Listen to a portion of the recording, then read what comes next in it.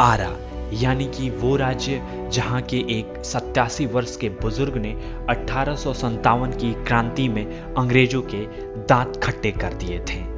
भोजपुर का मुख्यालय आरा, जिसका प्राचीन नाम लोगों द्वारा आराम नगर भी कहा जाता है। इतिहासकारों की माने तो राजा मयूर ध्वज ने भक्ति की परीक्षा देने के लिए अपने पुत्र को लकड़ी चीरने वाले आरा से काट दिया था। भगवान को प्रकट होने के बाद जब मयूर ध्वज का बेटा जिंदा हुआ तो इस नगर का नाम आरा रखा गया। आरा के संदर्भ में यह भी कहा जाता है कि यहाँ पहले काफी अरण्य यानी जंगल हुआ करते थे, जिसकी वजह से धीरे धीरे अरण्य के इस शहर का नाम आरा होता गया।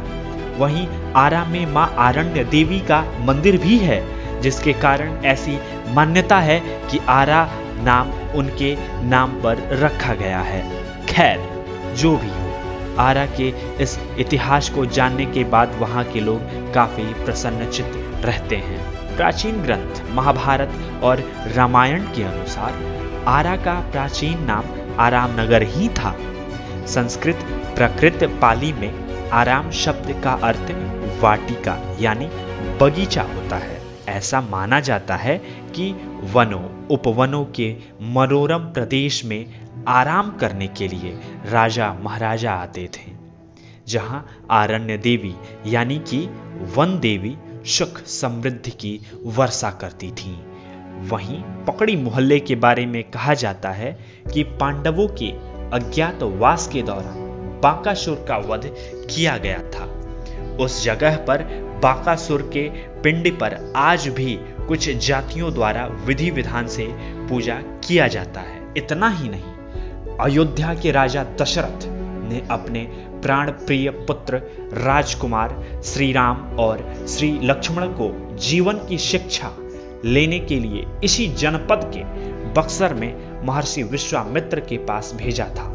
और जब युवराज सीता स्वयंवर में भाग ले मिथिलापुरी जाने लगे तो करु स्वदेश वर्तमान में कारी साथ होते हुए आरा को पदरज से पवित्र करते हुए वैशाली महानगर की सौंदर्य निहारते हुए आगे बढ़े थे। आधुनिक इतिहास की बात करें तो 1857 के विद्रोही क्रांति में आरा के जमींदार परिवार से ताल्लुक रखने वाले जगदीशपुर के बाबू वीर कुंवर सिंह ने अंग्रेजों से लोहा लेते हुए उन्हें कड़ी टक्कर दी थी। बाबू वीर कुंवर सिंह जब युद्ध के दौरान गंगा नदी पार कर रहे थे तो अंग्रेजों द्वारा उन्हें गोली मारी गई और एक गोली उनके दाहिने हाथ पर लग गई, जिसके कारण उन्होंने अपने हाथ को काटकर गंगा में बहा दिया।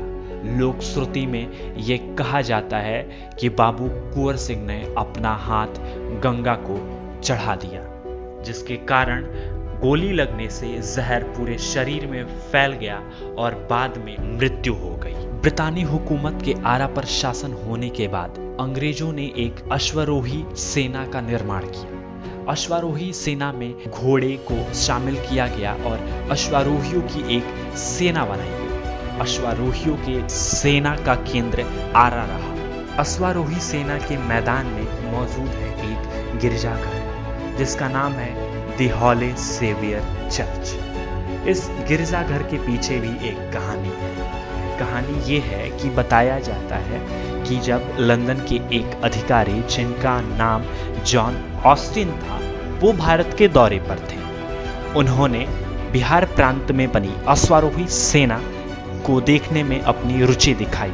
तय किया गया कि अश्वारोही सेना का एक परेड समारोह किया जाएगा। वहां के जनरल ने यह तय किया कि हम जॉन ऑस्टिन के सम्मान में एक चर्च का निर्माण करेंगे। आज भी ये गिरजाघर उस वक्त की कहानी को बयां कर रहा है। ऐसी ही रोचक जानकारियों के लिए अनएक्सप्लोर्ड एडवेंचर के साथ बने रहें।